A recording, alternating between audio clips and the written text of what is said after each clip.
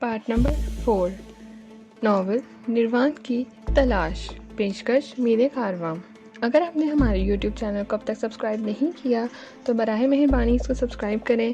ہماری ویڈیوز پسند آئیں تو انہیں لائک، شیئر اور کمنٹ ضرور کریں۔ رات کیسی گزری؟ خوشگوار، سردارے نے کہا۔ کیا تمہاری پارٹنر زلازہ ہی تھی؟ ہاں، سردارے نے شانے اچکا کر کہا۔ گڈ لارڈ، یہ تمہاری کوالٹی ہے، ورنہ زیلی نے آج تک یہاں پر کسی کے ساتھ رات نہیں گزاری۔ فرخندہ نے گہری سانس لے کر کہا۔ اور پھر سردارے بھی ہمارے ساتھ سیر میں شامل ہو گیا۔ پھر ہم اس وقت تک سیر کرتے رہے جب تک ملازمہ نے ناشتے کی اطلاع نہ دی، اور پھر خوبصورت ڈائننگ ہال میں ناشتہ کیا، اور اس کے بعد شہر گردی کی تیاریاں ہونے لگیں۔ ہم نے خود کو فرخندہ کے رحم و کرم پر چھوڑ دیا تھا۔ دن کے 11 بجے بھی صبح 6 بجے کا منتر تھا، لیکن فرخندہ ایک خوبصورت لباس پہن کر سیر کے لیے تیار ہو گئی تھی۔ ہم لوگوں کو کیا اعتراض ہو سکتا تھا؟ ہم باہر نکل آئے اور پھر فرخندہ نے اسٹیئرنگ سنبھال لیا۔ اسی وقت زلازہ بھی سرخ ادنی لباس میں باہر آ گئی۔ شاید فرخندہ نے اسے ہدایت کر دی تھی۔ بہت خوب، میں نے مسکراتے ہوئے کہا۔ کیوں؟ یہ تم نے بہت اچھا کیا، یہ تو ضروری تھا، ورنہ مسٹر گراہم تنہا بور ہوتے۔ شکریہ میڈم فرخندہ، سردارے نے زلازہ کو اپنے قریب جگہ دے کر بولا۔ اور ہم بھی، فرخندہ آہستہ سے بولی، اور اس نے کار سٹارٹ کر دی۔ وہ ایک ہاتھ سے اسٹیئرنگ تھامے ہوئے تھی، دوسرا ہاتھ اس نے میرے ہاتھ کی انگلی میں پھنسا رکھا تھا، اور پھر پرانے برن کی گلی کوچوں سے گزرتے ہوئے وہ بولی، تم نے دیکھا ایڈورڈ، برن کتنا خوبصورت شہر ہے؟ ہاں، میں نے غور کیا۔ ریچ یہاں کا امتیازی نشان ہے۔ خوب، یہ شہر 1848 میں ملک کا صدر مقام قرار پایا تھا۔ وہ دن ہے اور آج کا دن ہے، اس کی حیثیت میں کوئی کمی نہیں ہوئی ہے۔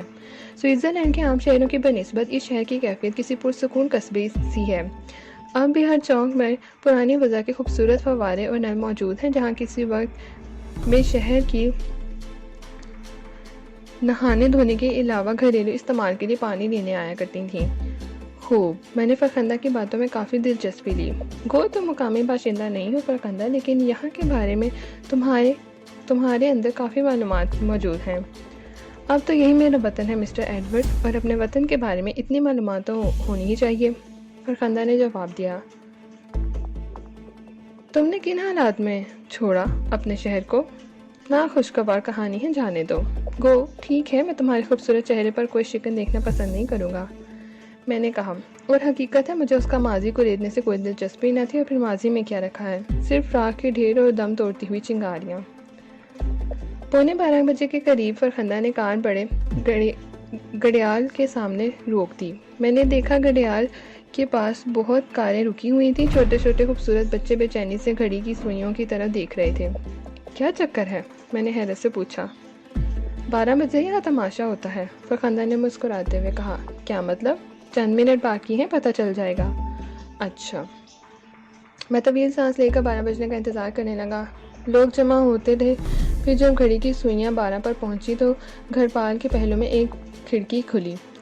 لکڑی کے چھوٹے چھوٹے ریچھ باہر نکلے اور ٹن ٹن کی آواز پر سر ہلاتے پورا چکر کاٹ کر گھڑی کھڑکی میں غائب ہو جانے کے بعد مرغے مرغیاں اور پھر مضحکہ خیز شکلوں والے پادری آئے اور تماشا دکھا کر واپس گھڑیاں لے گئے۔ سچ مچ بچوں کے لیے عمدہ تماشا تھا، اور یہاں جمع ہونے والے بچے ہی تھے، فرخندہ نے کار سٹارٹ کرتے ہوئے کہا، اور پھر ہم آگے بڑھ گئے۔ وہاں سے ہم فیڈرل پیلس کے چوک پر آ گئے، پھر وہاں سے سوئٹزرلینڈ کے اکلوتے ویلم ٹیل کا مجسمہ دیکھ کر چل پڑے۔ برن کے دور دور تک کے علاقے کی سیر کرتے ہوئے کافی شام ہو گئی تھی۔ فرخندہ نے کار کا رخ برن سے باہر جانے والے سڑک کی طرف کر دیا۔ قہر کی چھاؤں میں سفر کرتے ہوئے ہم برن سے چند میل دور ایک ریسٹورینٹ میں پہنچ گئے جو دریا کے کنارے تھا۔ دریا کے کنارے لگی ہوئی بے شمار میزوں پر لوگ بیٹھے کھانا کھا رہے تھے۔ لنچ کا وقت بھی تھا اور اندر بھی کوئی انتظام ہوگا، لیکن قہر کی وجہ سے لوگوں نے باہر بیٹھنا پسند کیا۔ یہ برن کا سب سے مہنگا اور سب سے بہترین ریسٹورینٹ ہے، فرخندہ نے بتایا۔ یہ سردارے حیرت سے بولا۔ ہاں، لیکن سوئٹزرلینڈ اس سے کہیں عمدہ ہے۔ بڑے لوگ جہاں جائیں وہی عمدہ جگہ ہوتی ہے۔ یہاں صرف کروڑ پتی لوگ آتے ہیں۔ ماحول پر ایسی نحوست سوار ہے، برن کی سب سے مہنگی جگہ ہے۔ فرخندہ نے کار سے اترتے ہوئے کہا، میرے خیال میں تو لوگ اسے قبرستان سمجھ کر آتے ہوں گے۔ سرداری نے منہ ٹیڑھا کر کے فرخندہ کو کہا، ہم لوگ 2 الگ الگ میزوں پر بیٹھیں گے۔ فرخندہ نے کہا اور ہم نے اس کی بات قبول کر لی۔ دراصل ہم نے خود کو ذہنی طور پر بالکل آزاد چھوڑ دیا تھا۔ اس وقت سے فرخندہ کے اشاروں پر چلنے کا لطف آ رہا تھا۔ ہم اپنی ساری ذہنی قوت جمع رکھنا چاہتے تھے اور خود کو تھامسن کے مقابلے کے لیے تیار کر رہے تھے۔ شام تک آوارہ گردی ہوتی رہی، پھر گھر واپسی کا پروگرام بنایا گیا۔ اب ہمیں اجازت ہوگی؟ میں نے پوچھا۔ ہرگز نہیں، ابھی تو ہمارا تعارف مکمل ہوا ہے، کل چلے جانا، میں تمہیں نہ روکوں گی، فرخندہ نے کہا، اور میں نے سردارے کی شکل دیکھی۔ سردارے کی نگاہیں بھی بھیک مانگ رہی تھیں۔ مجھے ہنسی آ گئی۔ شاید اس نے زلازہ سے کچھ خاص پروگرام بنائے ہوئے ہوں گے۔ چنانچہ میں نے آمادگی کا اظہار کر دیا اور سب کے چہرے کھل اٹھے۔ اس رات فرخندہ نے کچھ خصوصی پروگرام بنایا تھا۔ اس کی خوش ذوقی کی داد دینا کم ضروری تھی، کیونکہ اس نے ایک بہت ہی منظم قسم کا پروگرام بنایا تھا اور وہ ایک منظم قسم کی عورت تھی۔ میں نے اتنی نفاست پسند اور ایسی باذوق عورت اور کوئی نہیں دیکھی۔ بہرحال فرخندہ کی لڑکیوں نے رقص کے کئی کورس ترتیب دیے تھے۔ اعلیٰ درجے کی موسیقی کا بندوبست تھا۔ لطف اس وقت آیا جب خود فرخندہ نے مخصوص مصری رقص کیا سماپ تھی۔ حالانکہ پچھلی رات اس کے جسم کی لطافتوں سے روشناس ہو چکا تھا، لیکن اس وقت اس کا لچکتا ہوا بدن بالکل اجنبی اور بے حد دلکش معلوم ہو رہا تھا۔ پھر ممکن ہے اعلیٰ قسم کی شراب نے آنکھوں کے زاویے بدل دیے ہوں۔ اس وقت میں بھی آزاد ہو کر پی رہا تھا اور ایسے معاملات میں سردارے تو ہمیشہ ہی سے مجھ سے 2 جوتے آگے ہوتا تھا۔ ہم لوگ ترنگ میں آتے رہے اور پھر فرخندہ تھک کر چور ہوئی اور میری آغوش میں آ گری۔ میں نے اس سماوی بدن کو اپنی گرفت میں لے لیا اور اس رات کی کہانی مجھے بالکل یاد نہیں۔ یہی کیفیت سرداری کی بھی تھی۔ ہاں، دوسرے دن چڑھے بستروں پر آنکھ کھلی تھی، دنیا کی لگائی ہوئی ساری پابندیوں سے بے نیاز۔ میں ایک نرم بستر میں سو رہا تھا۔ دیوار کی ایک کلاک نے 11 ضربیں لگائیں اور میں کوشش کی بوجھل ذہن لے کر اٹھ گیا۔ بڑی دیر سویا تھا، طبیعت بھاری ہو رہی تھی، رات کے واقعات یاد کرنے کی کوشش کی اور پھر ذہن کو ہلکے سے پچھتاوے کا احساس ہوا۔ غلط کیا تھا، اتنی مدہوشی نقصان دہ بھی ہو سکتی تھی۔ بہرحال آئندہ احتیاط رکھنے کا عہد کیا اور پھر لباس لے کر باتھ روم میں داخل ہو گیا۔ نہانے سے طبیعت ہلکی ہوئی، باتھ روم سے باہر نکلا تو فرخندہ ایک آرام کرسی میں جھولتی نظر آئی۔ اس نے بڑی پیار بھری نگاہوں سے مجھے دیکھا تھا۔ ہیلو، میں نے تھکے تھکے لہجے میں کہا۔ کیا بات ہے ڈارلنگ؟ لہجے سے پسماردگی کا احساس ہو رہا ہے۔ دیر تک سونے کی وجہ سے، اور اس لیے اس کا میں عادی نہیں ہوں۔ اوہ، یہ بات ہے، فرخندہ مسکرائی۔ رات کی کہانی بالکل یاد نہیں۔ ناقابل فراموش ہے۔ وہ اپنی جگہ سے اٹھ گئی، پھر اس نے میری گردن میں باہیں ڈال کر میرے ہونٹ چوم لیے۔ اس گدھے کا کیا حال ہے؟ بمشکل تمام زلازہ نے اسے جگایا ہے۔ جاگ گیا؟ تب براہ کرم ناشتے کا بندوبست کرو، بھوک کے مارے تیار ہے میری جان، آؤ۔ فرخندہ کرسی سے اٹھ گئی اور میں اس کے ساتھ کمرے سے باہر نکل آیا۔ ایک ملازمہ کو دیکھ کر فرخندہ نے کہا، زلازہ اور اس کے ساتھی کو فوراً ناشتے کے کمرے میں بھیج دو اور ناشتہ لگوا دو، فوراً، دیر نہ کی جائے۔ یس میڈم، ملازمہ نے جواب دیا اور آگے بڑھ گئی۔ بے شک ناشتہ آنے میں دیر نہ ہوئی، بلکہ ناشتہ اور سردارے ساتھ ہی ساتھ آئے تھے۔ سرداری کی حالت بھی اچھی نہیں تھی، وہ زلازہ کا سہارا لیے ہوئے تھا۔ کیا حال ہے استاد؟ اس نے ایک کرسی پر گرتے ہوئے کہا۔ میں تو ٹھیک ہوں، اپنی سناؤ، میں نے طنزیہ انداز میں کہا۔ رات بھر سیارہ گردی کرتا رہا، کبھی مریخ پر تو کبھی چاند پر، نہ جانے کون سے سیاروں کی سیر کی۔ ابھی تھوڑی دیر قبل میرا راکٹ زمین پر اترا تھا، گرتے گرتے بچا۔ سرداری نے کہا۔ مجھے ہنسی آ گئی۔ بہرحال اچھا نہیں ہوا۔ راکٹ سے اترنے کے بعد میں نے بھی یہی سوچا تھا استاد۔ اوہ ڈارلنگ، ناشتہ شروع کرو۔ اور تم یہ کون سی زبان بول رہے ہو؟ فرخندہ نے مداخلت کی۔ فادری زبان میڈم، سرداری نے کہا۔ اوہ فادری، تمہارے فادر کہاں کے تھے؟ فرخندہ نے ہنستے ہوئے کہا۔ ایشیا کے ایک ملک کے۔ ماں برٹش تھی۔ میرے خدا، خود میرا بھی یہی حال تھا۔ تمہارے خط وخال میں کچھ آثار ملتے ہیں، فرخندہ نے متحرانہ انداز میں کہا، اور ہم خاموشی سے ناشتہ کرتے رہے۔ پھر ناشتے سے فارغ ہو گئے، وہاں سے اٹھ کر دوسرے کمرے میں آ گئے۔ سرداری اب بھی جمائیاں لے رہا تھا۔ اب کیا پروگرام ہے فرخندہ؟ جو تمہاری مرضی ڈارلنگ، میں تو چاہتی ہوں تم زندگی بھر سے یہاں نہ جاؤ۔ جانا تو ہوگا ہی۔ تب پھر لنچ کے بعد؟ نہیں، اب لنچ کی گنجائش کہاں۔ ہاں، اگر اجازت دو تو یہیں سو جائیں۔ طبیعت بوجھل ہے، لیکن ایک شرط پر۔ سر آنکھوں پر، فرخندہ نے مسکراتے ہوئے کہا۔ جب تک خود نہ جاگے جگایا نہ جائے۔ ایسا ہی ہوگا، آؤ۔ सोना ज़रूरी हो गया था, रज़ाक किसी काबिल न थे। मुमकिन है नींद पूरी होने के बाद तबीयत किसी कदर संभल जाए। सरदारे की भी यही ख्वाहिश थी, चनाचा हम दोनों सोने की चल पड़े और फिर खूब सोए। जागे तो 5 बज रहे थे। बहरहाल नींद पूरी हो गई। तबीयत के हल्केपन से अंदाज़ा हो रहा था शाम की चाय लग गई। फरखंदा ने फिर उसी खंदा पेशानी से इस्तकबाल किया। खाने पीने की बहुत सी चीज़ें थी, लेकिन हमने सिर्फ चाय पी और फिर मैंने फरखंदा से इजाज़त ली। हाय डार्लिंग, अब शाम हो गई है, एक रात और सही। नहीं फरखंदा, अब जाने दो फिर सही। वादा? हाँ, तुम्हारी मेहमान नवाजी का शुक्रिया। तुम जैसे मेहमान भी तो हों, फरखंदा ने मुस्कुराते हुए कहा, और मैंने नोटों की एक पूरी गड्डी फरखंदा के हवाले कर दी। मेरी तरफ से ये हकीर नजराना। ओह, ये नहीं डार्लिंग, मैं बेईमान कारोबारी नहीं हूँ। ये तो मेरी एक माह की कमाई है, इतने नहीं लूँगी, वरना तुम मुझे अच्छे अल्फाज में याद नहीं करोगे। तुम्हारी मोहब्बत के सामने ये कागज़ के हकीर टुकड़े हैं। रख लो फरखंदा, मुझे शर्मिंदा न करो।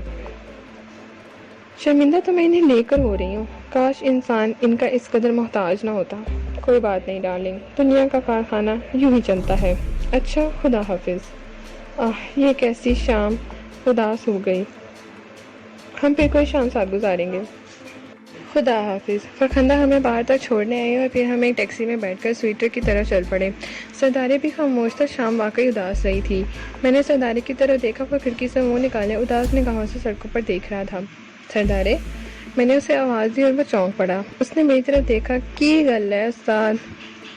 कोई गल नहीं, बादशाह, उसने ठंडी सांस लेकर कहा। क्या सोच रहे हो?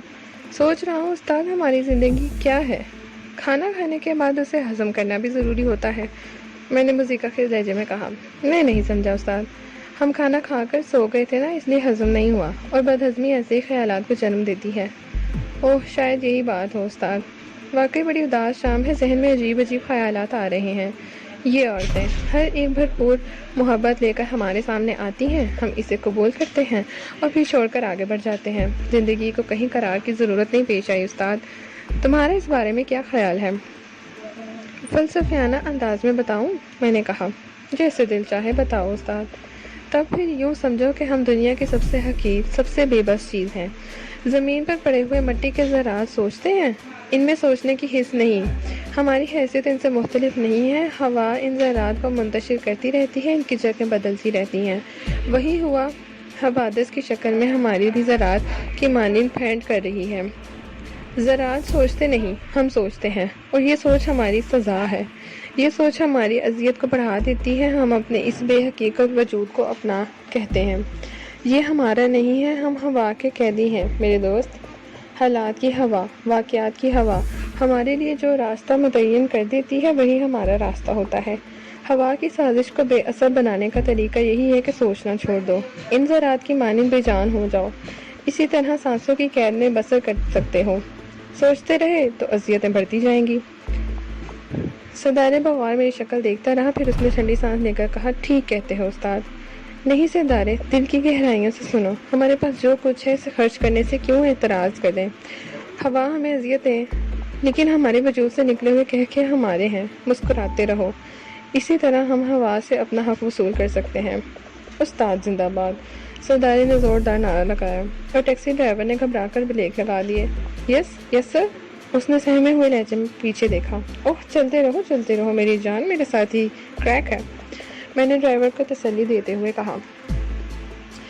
ओह, खतरे की तो बात नहीं है, ड्राइवर ने टैक्सी आगे बढ़ा दी। नहीं, इस हद तक नहीं है, मैंने मुस्कुराकर सरदारे की तरफ देखते हुए कहा। सरदारे बदस्तूर मुस्कुरा रहा था और फिर थोड़ी देर के बाद हम सीट पर पहुंच गए। अपने कमरे में दाखिल होने के बाद हम दोनों आराम कुर्सियों पर बैठ गए। एक बात का कायल ज़रूर हूँ उस्ताद, सरदारे ने कहा, इंसान के असाब हैरत अंगेज़ हैं। हमारे पूरे बदन का निज़ाम इस तरह एक दूसरे से मुंसलिक है कि हैरत होती है। अब थोड़ी देर कबल और अब की कैफियत ले लो। क्या मतलब? मैंने मुस्कुराते हुए कहा। अल्फाज हमारे कानों के ज़रिए जहन तक पहुँचते हैं, बज़ाहिर उनकी कोई हैसियत नहीं है, लेकिन जिस्मानी निज़ाम पर असर अंदाज होने में वो कैसी कुदरत रखते हैं। थोड़ी देर कबल जहन पर उदासी थी, पूरा जिस्म मुज़म्मिल हो रहा था, थकन सी सवार थी, लेकिन तुम्हारी थ्योरी दिल को लग गई। सोचा और उदासी धुल गई। अब तबीयत बड़ी हशाश बशाश है।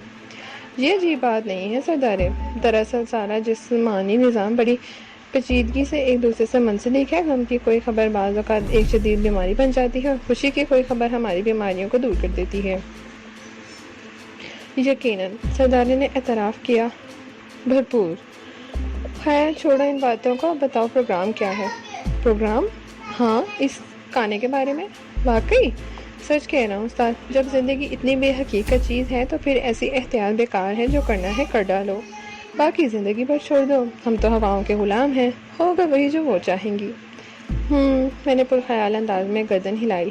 ٹھیک ہے، اگر تمہارا موڈ ٹھیک ہے تو آج تھامسن کو چیک کیا جائے۔ ویسے ایک بات میری سمجھ میں آج تک نہیں آئی استاد۔ کیا؟ اسی کے ساتھ ہی پارٹ نمبر 4 اختتام پذیر ہوتا ہے۔ ناول کا بقیہ حصہ پارٹ 5 پہ سماعت فرمائیے۔